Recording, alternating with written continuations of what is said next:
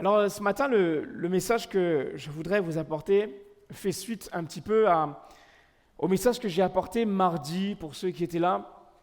Je partageais un petit peu la tristesse que j'ai eue dans mon cœur de voir finalement certaines choses récemment dans l'actualité. Je ne vais pas forcément revenir sur ça et puis ce n'est pas le but de mon message. Mais à travers cela, j'ai pu constater, en tout cas, Dieu a travaillé mon cœur de voir que, eh bien, Dieu veut guérir notre pays. Dieu a encore quelque chose pour notre pays. Même si notre nation se détourne de plus en plus de Dieu, même si, effectivement, comme on le voit, elle ne veut pas forcément de Dieu, je crois que le plan de Dieu est celui qui s'accomplit.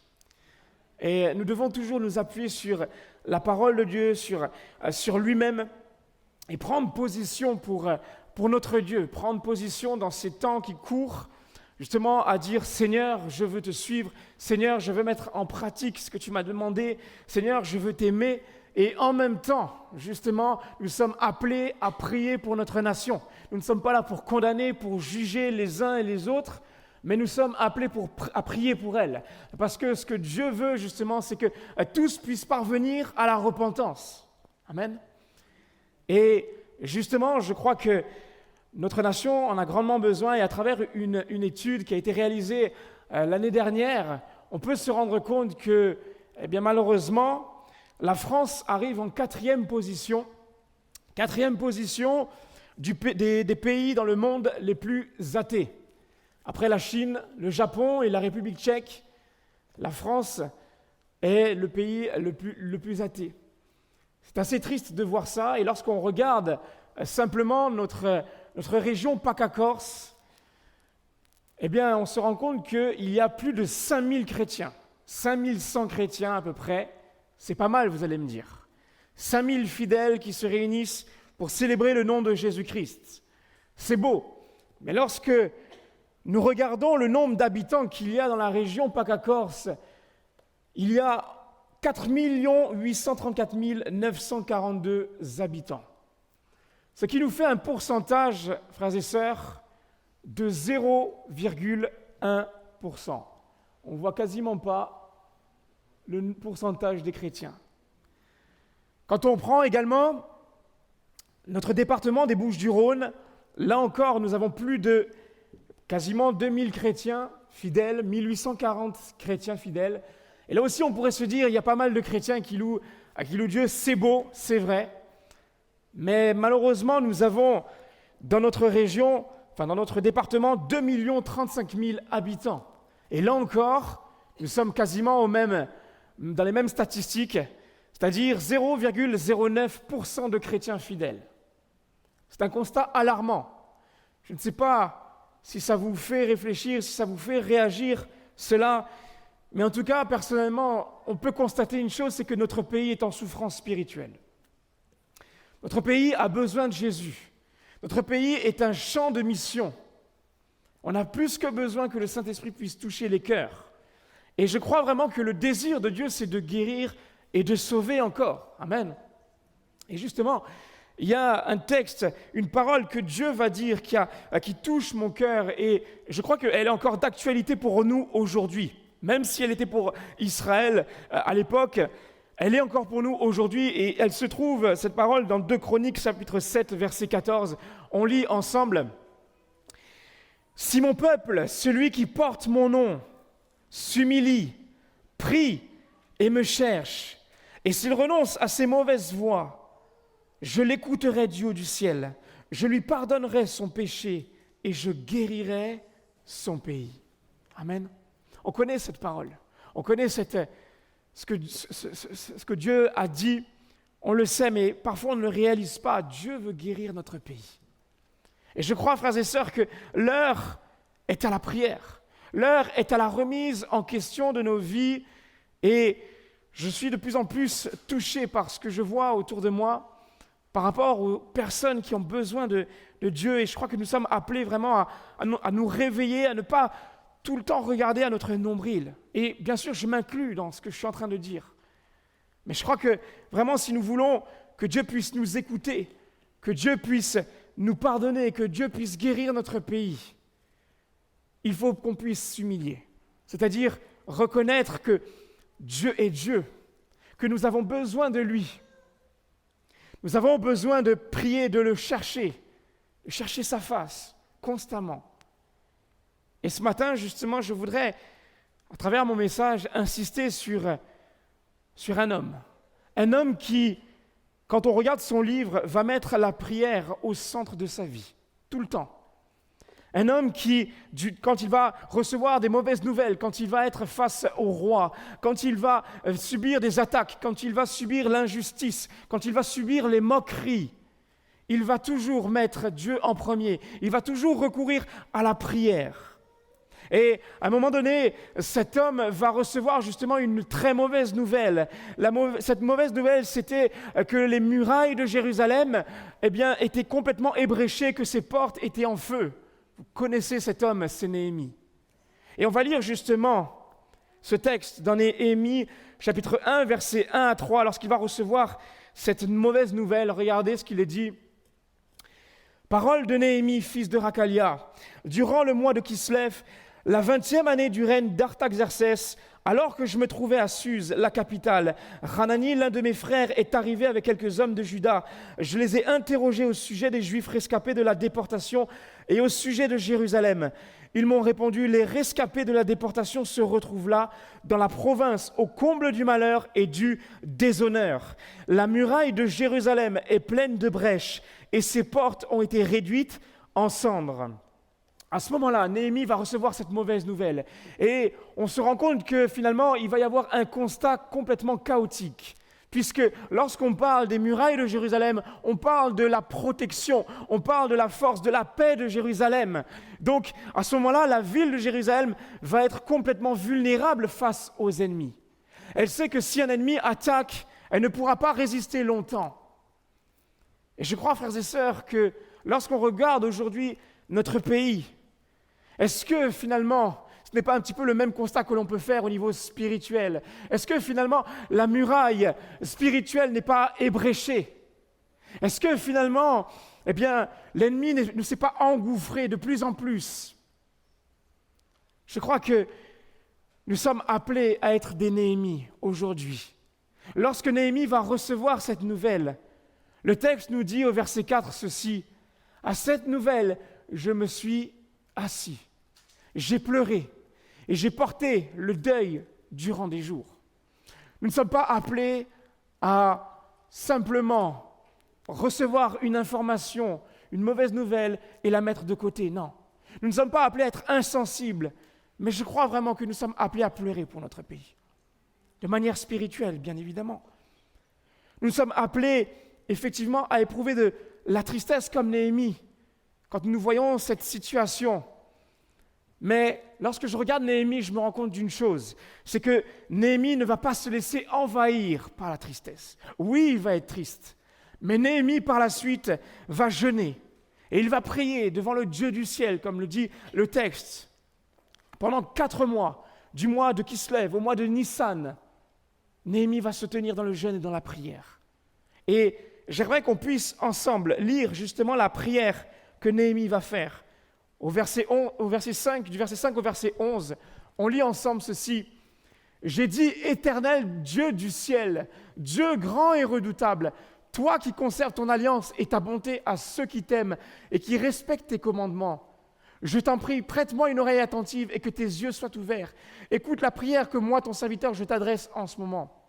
Jour et nuit, j'intercède pour tes serviteurs les Israélites en confessant leurs péchés, ceux que nous avons commis contre toi. Oui, ma famille et moi, nous avons péché. C'est certain, nous nous sommes mal comportés envers toi. Nous n'avons pas respecté les commandements, les prescriptions et les règles que tu avais données à ton serviteur Moïse. Souviens-toi donc de la parole que tu as ordonné à ton serviteur Moïse de prononcer. Si vous vous montrez infidèles, je vous disperserai moi-même parmi les peuples. Mais si vous revenez à moi, si vous respectez mes commandements et les mettez en pratique, alors, même si vous êtes exilés à l'extrémité du ciel, je vous rassemblerai de là et je vous ramènerai à l'endroit que j'ai choisi pour y faire résider mon nom. Ils sont tes serviteurs et ton peuple, ceux que tu as rachetés par ta grande puissance et ta force. » Seigneur, prête donc une oreille attentive à la prière de ton serviteur et à celle de tes serviteurs qui prennent plaisir à craindre ton nom. Donne du succès à la démarche de ton serviteur. Permets-lui de gagner la compassion de cet homme. J'étais le responsable des boissons du roi. Amen. À ce moment-là, Néhémie n'était pas un souverain sacrificateur. Il n'était pas du tout d'ailleurs. Néhémie n'était pas non plus un roi. Néhémie n'était pas non plus un lévite. Néhémie était un homme tout à fait banal, si je peux dire ça comme ça, tout à fait normal. Il travaillait pour l'État, il était échanson du roi, c'était celui qui goûtait les boissons du roi, donc sa vie même était en danger chaque jour, puisque si quelqu'un voulait empoisonner le roi, c'était lui qui allait recevoir la première dose. Et donc, non seulement cela, mais Néhémie rappelle quelque chose, c'est que à ce moment-là, le peuple de Juda, la partie sud d'Israël, était parti en exil à Babylone. À cause justement de ce moment où ils se sont détournés de Dieu, la prophétie que Dieu avait déclarée dans la Torah va s'accomplir. Ils vont être exilés, dispersés aux extrémités de la terre. Et Néhémie va réaliser cela. Mais alors que Néhémie était cet échanson du roi, Néhémie ne s'est pas dit « je vais attendre que les religieux du pays fassent quelque chose ». Il ne s'est pas dit « je vais attendre que Dieu lui-même fasse quelque chose tout seul ». Non, Néhémie a voulu faire la différence.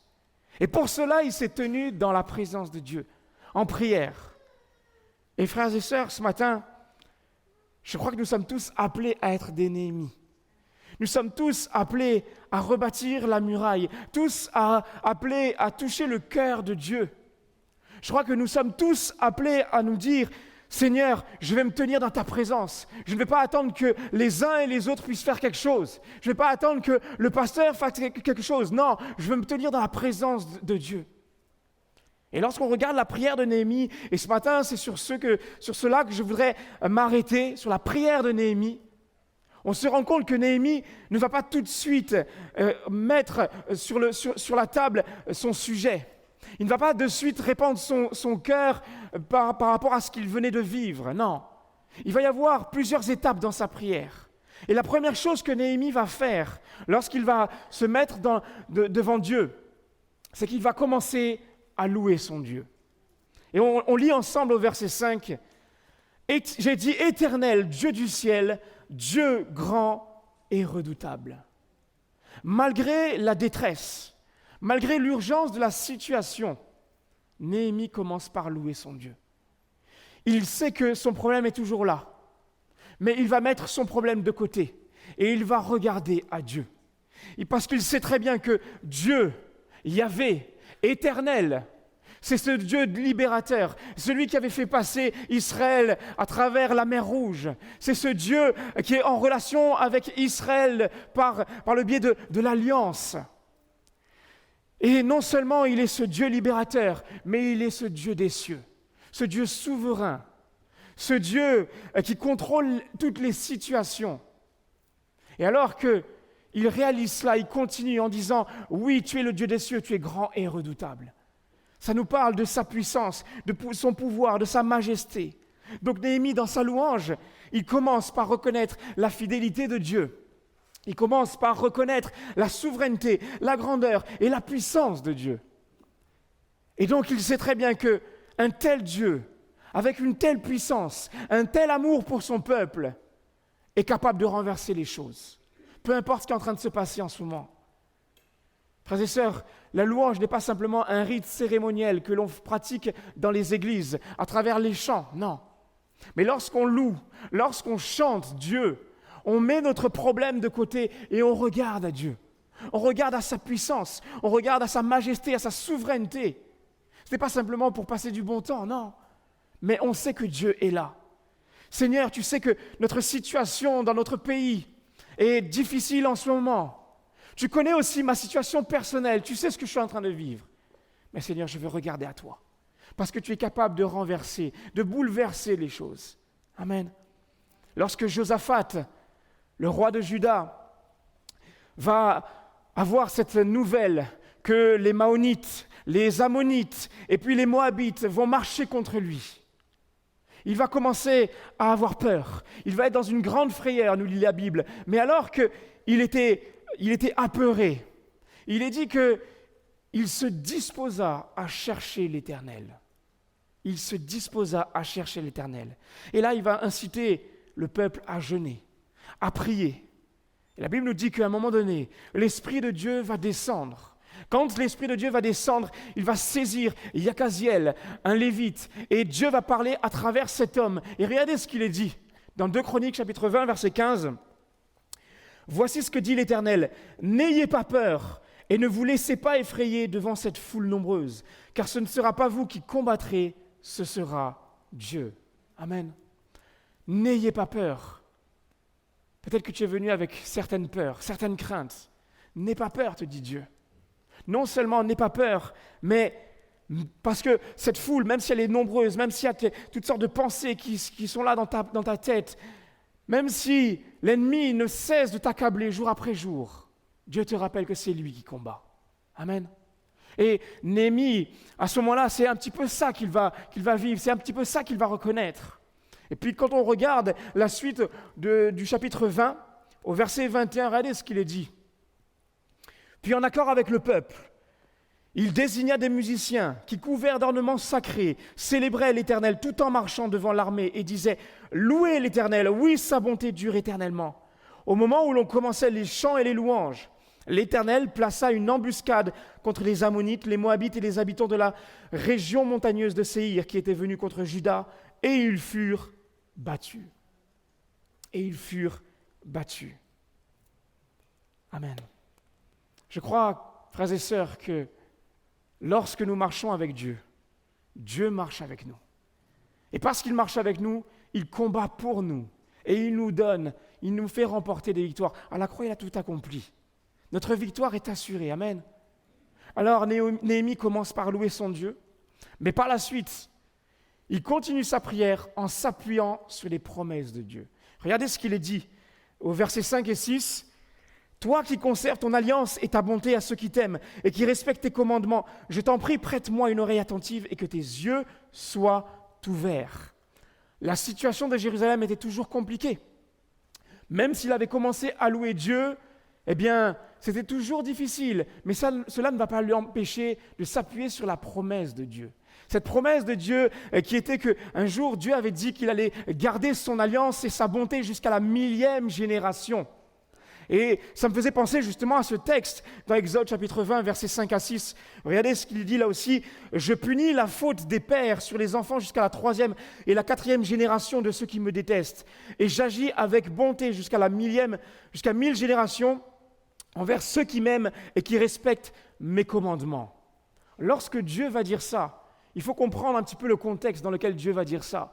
Nous sommes dans une société à l'époque qui était très patriarcale. Lorsque le patriarche prenait une décision, c'était toute la famille qui allait dans ce sens.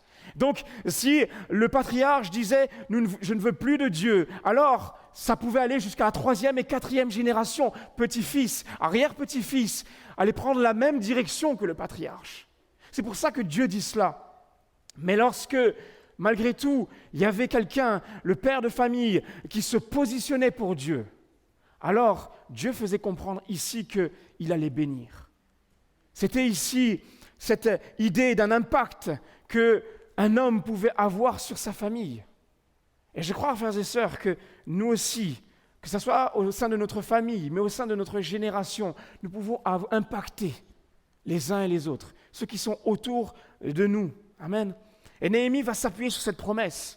Il sait que, oui Seigneur, lorsqu'on te respecte, lorsqu'on s'appuie sur toi, tu vas agir fidèlement. Tes promesses vont s'accomplir. Et nous avons justement la plus grande preuve que Dieu continue de respecter ses promesses, de nous faire vivre ses promesses. C'est qu'un jour, par l'alliance indestructible de la croix, il les s'est donné, il s'est offert en rançon. Amen. Jésus-Christ est mort, il a tout accompli, c'est pour nous, pour qu'on puisse croire encore aujourd'hui qu'il agit. Et Néhémie va s'appuyer sur ses promesses. Et quand on continue la prière de Néhémie, on se rend compte que Néhémie ne va toujours pas exposer sa requête. Néhémie continue, et là, il va carrément se repentir. Regardez ce qu'il est dit. Versets 6 et 7. « Écoute la prière que moi, ton serviteur, je t'adresse en ce moment.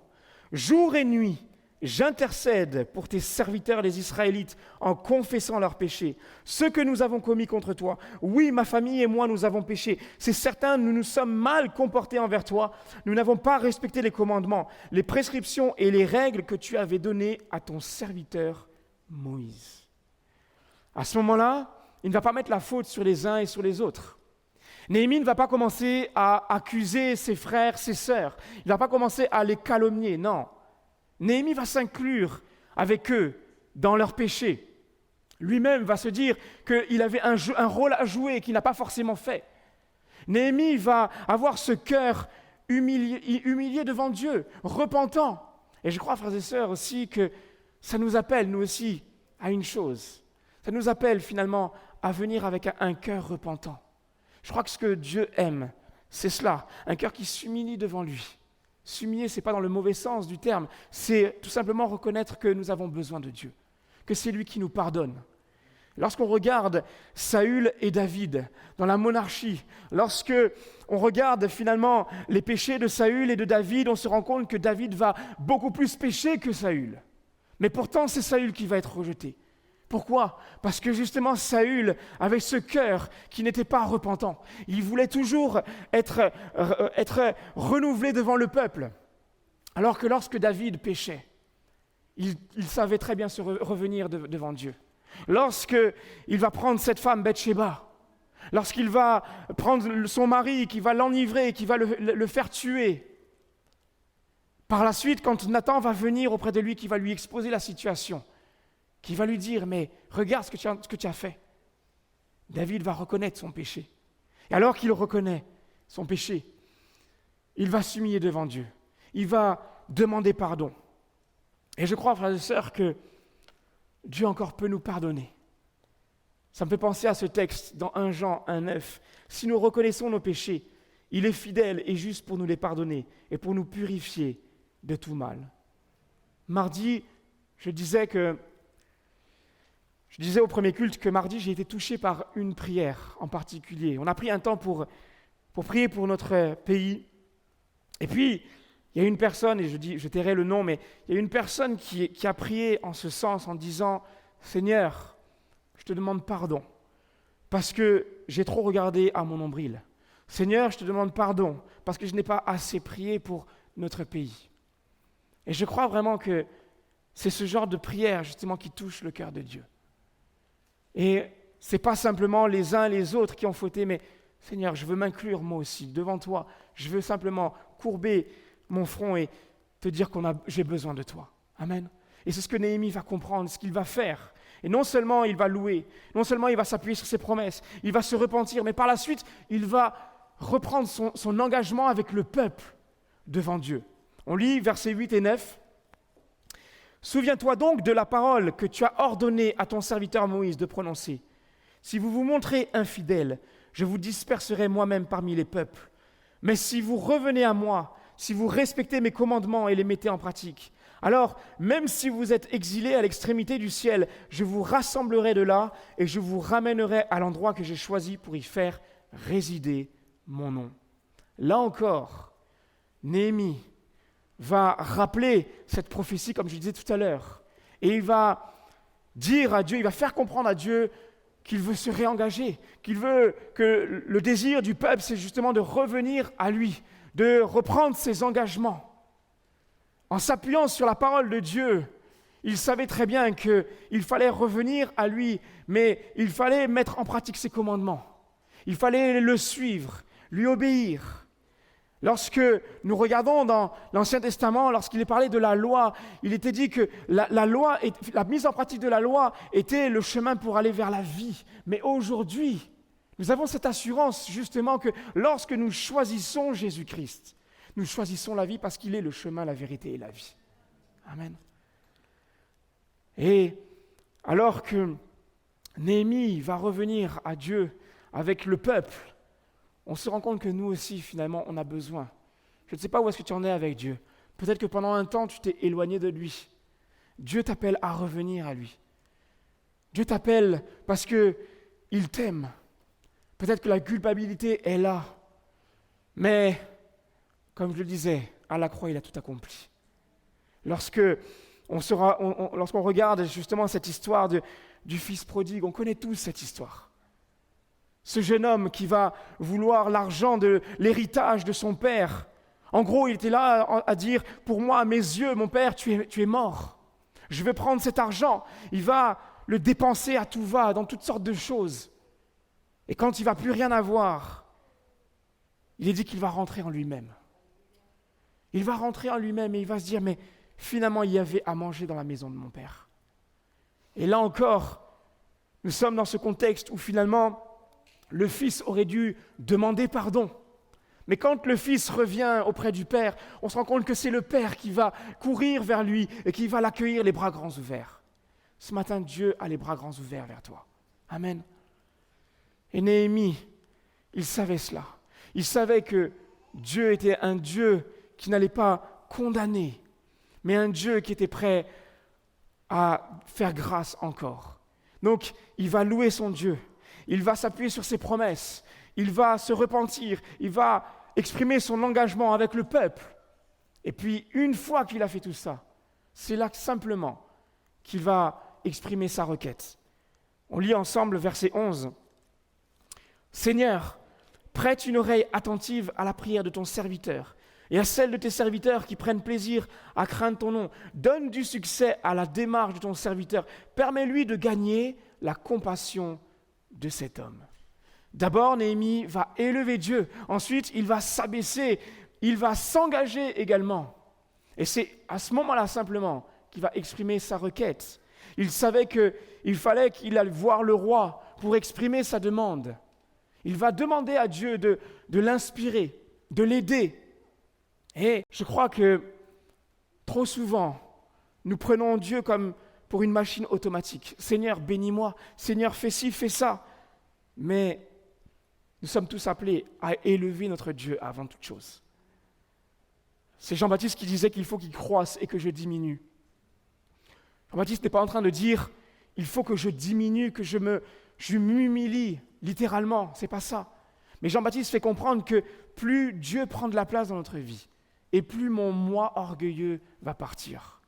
Et nous avons besoin de cela, parce que notre pays a besoin de nos prières. Il a besoin d'entendre l'évangile. Il a besoin que Jésus puisse guérir les cœurs. Lorsqu'on regarde simplement le nombre de dépressions, le nombre de suicides, que ce soit dans notre jeunesse, des personnes qui finalement ne savent plus où aller, ne savent plus comment faire, on se rend compte que oui, Seigneur, touche les cœurs.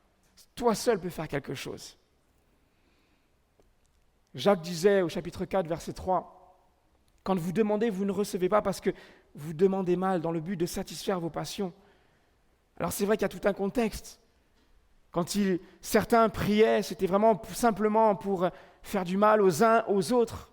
Aujourd'hui, ce n'est peut-être pas le cas, mais le but ici, c'est de réaliser que, Seigneur, nous voulons ta volonté. Nous avons besoin de toi. Nous savons que sans toi, nous ne pouvons pas agir, nous ne pouvons rien faire. Et Néhémie, dans ce contexte-là, il va placer sa foi en Dieu. Et son amour pour son peuple va le faire réagir comme cela. C'est cet amour pour son peuple qui va permettre à Néhémie de se tenir devant la face de Dieu. Et nous avons besoin de nous tenir devant la face de Dieu, encore aujourd'hui. Mais pas simplement aujourd'hui, chaque jour de notre vie, pour que Dieu puisse toucher les cœurs, les vies des uns et des autres dans notre pays. Amen. Je vais inviter l'équipe de louange à revenir. Je vais tranquillement conclure. Je crois que lorsque nous prions de la sorte, comme Néhémie a prié, nous en retirons quelques bénéfices. Le premier bénéfice que nous pouvons voir, vivre, c'est que finalement nous allons identifier le vrai problème que nous rencontrons. Parfois, lorsque nous vivons une situation difficile, nous allons simplement voir ce que nous voyons, nous allons simplement nous arrêter sur ce que nous voyons. Mais quand nous passons du temps dans la prière, nous allons voir avec les yeux de Dieu. Il va nous donner son regard. Et non seulement cela, mais nous allons aussi retirer autre chose, c'est que nous allons savoir ce qu'il va falloir faire. Le travail que nous aurons à faire. Nous n'allons pas combattre le mauvais combat. J'aime ce passage à chaque fois quand je lis l'histoire de David et de Goliath, lorsque finalement, il y avait Goliath qui était là, qui se présentait devant le peuple. David va vivre une situation particulière puisque son frère va commencer à l'insulter. Mais finalement, il ne va pas s'arrêter à son frère. Il se détourna de son frère. Et finalement, il va combattre le bon combat. S'il n'avait pas fait cela, David n'aurait pas battu Goliath. Et je crois que malheureusement, il y a trop de Goliaths qui ne sont pas vaincus aujourd'hui parce qu'on combat le mauvais combat. Nous ne sommes pas là pour accuser les uns et les autres par rapport à tout ce qui a été fait, au jeu, tout ça. On n'est pas dans la condamnation, frères et sœurs. Mais on doit aimer. On doit revenir à Dieu. C'est lui qui peut changer les choses. Même dans notre situation personnelle, il n'y a que lui qui peut faire quelque chose. Et puis, troisièmement, finalement, l'autre bénéfice de cette prière, c'est que nous allons pouvoir également voir la puissance de Dieu en notre faveur se déployer. Nous allons pouvoir comprendre que, oui, Dieu agit puissamment. Finalement, lorsqu'on regarde Néhémie, on se rend compte que lorsqu'il va prier pour cela, et qu'il va se mettre en action par la suite, il va rebâtir la muraille en 52 jours. Exploit incroyable. Parce que Dieu était avec lui. Frères et sœurs, on n'est pas appelé à simplement regarder à nous-mêmes, mais nous voulons d'abord louer notre Dieu. Nous voulons nous appuyer sur ses promesses. Elles sont oui et amen. Nous voulons également parfois nous repentir quand c'est nécessaire et réaffirmer notre engagement avec lui. Parce que lui-même, il ne cesse de nous dire qu'il a tout accompli à la croix. Et j'aimerais terminer par une anecdote, par une histoire vraie. J'ai lu ce livre il y a quelques années de cela, j'ai été bouleversé dans mon cœur, dans mon être, au début de ma conversion. Peut-être que certains l'ont lu, nous sommes à ce moment-là au début du XXe siècle, dans les années 1900. Et le Pays de Galles fait face à une montée excessive du libéralisme, de l'évolutionnisme et de la haute critique. La haute critique, c'était cette méthode d'analyse des textes anciens qui remettait en question la véracité des textes, qui finalement s'appuyait sur des hypothèses spéculatives pour négliger la dimension spirituelle. Face à cela, le Pays de Galles va connaître justement un déclin au niveau de la foi. Le peuple, les Gallois, vont être découragés. La foi va presque être entièrement détruite. Mais un jour, il va y avoir un jeune homme du nom d'Evan Roberts qui va se lever. Et cet homme, c'était ni un grand prédicateur, selon les dires, ni un grand théologien, ni un homme d'instruction. Mais par contre, plusieurs disaient que c'était un fidèle serviteur de Jésus-Christ.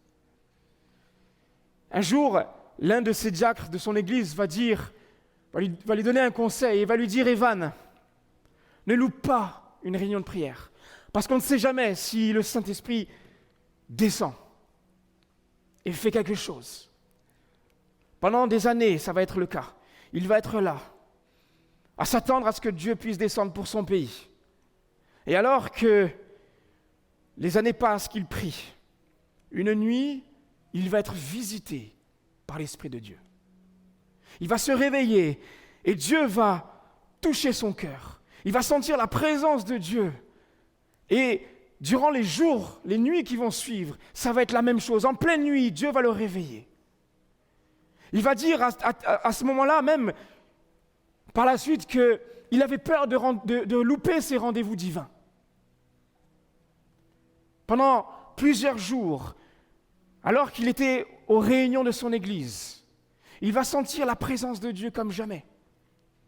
À tel point qu'à un moment donné, il va être tellement saisi qu'il va crier « Courbe-nous, Seigneur, courbe-nous !» Et le Saint-Esprit va dire « C'est exactement ce dont tu as besoin. » Par la suite, Dieu va mettre un rêve dans son cœur. Et il va lui dire « Je vais toucher le pays de Galles. » Comme jamais auparavant. Et alors, il va parler à ses amis. Et il va dire, à l'un de ses amis en particulier, il va dire « Est-ce que tu es prêt à voir le réveil au pays de Galles ?» Comme jamais.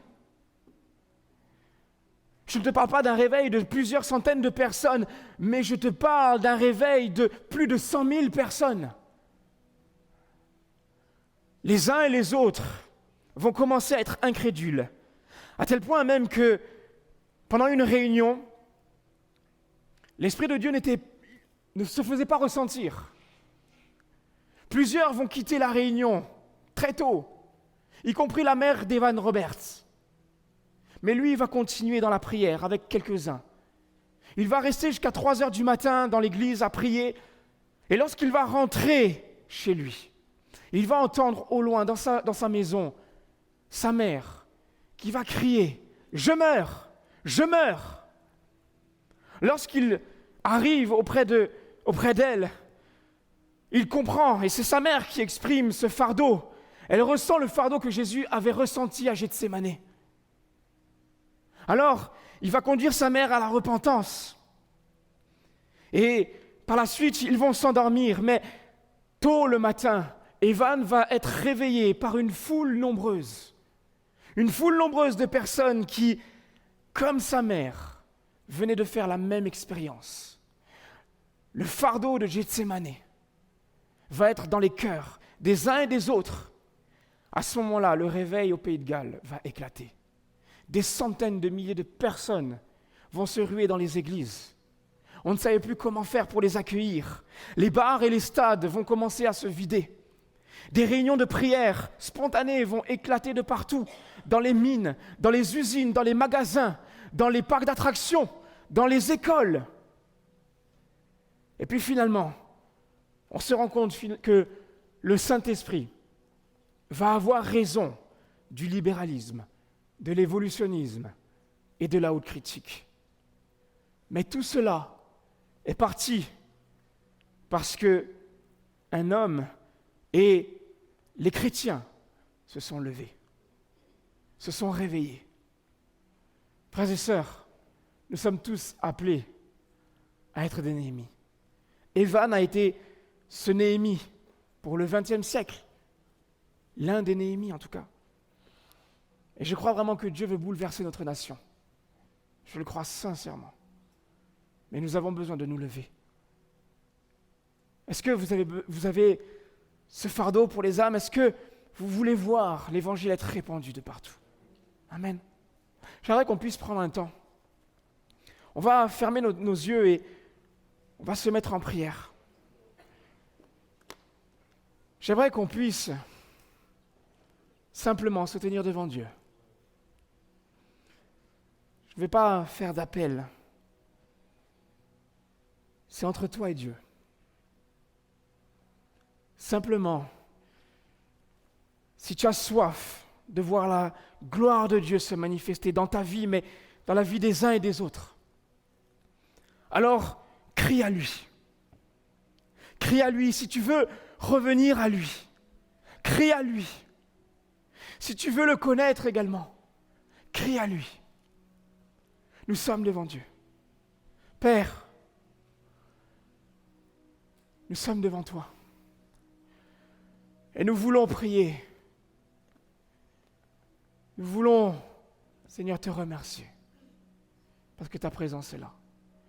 Nous voulons te remercier parce que tu es le même, hier, aujourd'hui, éternellement.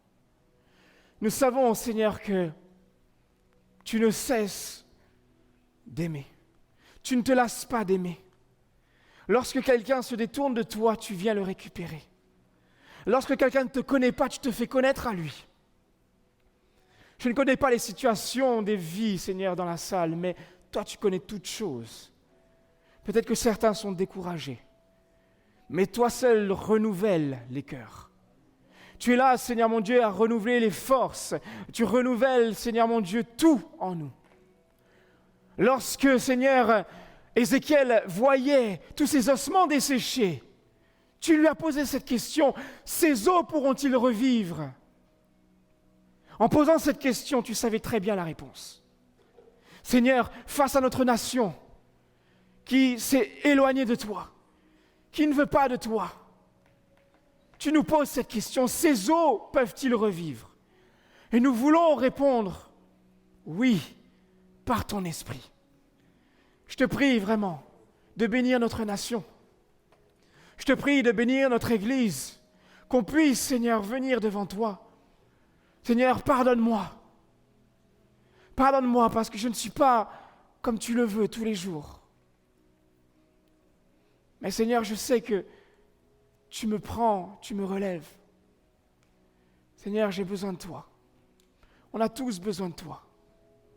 Aide-nous, Seigneur, à être ces fidèles serviteurs. Aide-nous, Seigneur, à avoir ce cœur qui brûle pour toi, pour les âmes. Parce que, encore aujourd'hui, tu veux toucher les cœurs. Encore aujourd'hui, tu veux sauver. Seigneur, merci pour ton Église. Parce qu'elle est belle. Tu la vois sans tache. Et tu vas agir puissamment. Que toute la gloire te revienne, Père. Amen. Amen.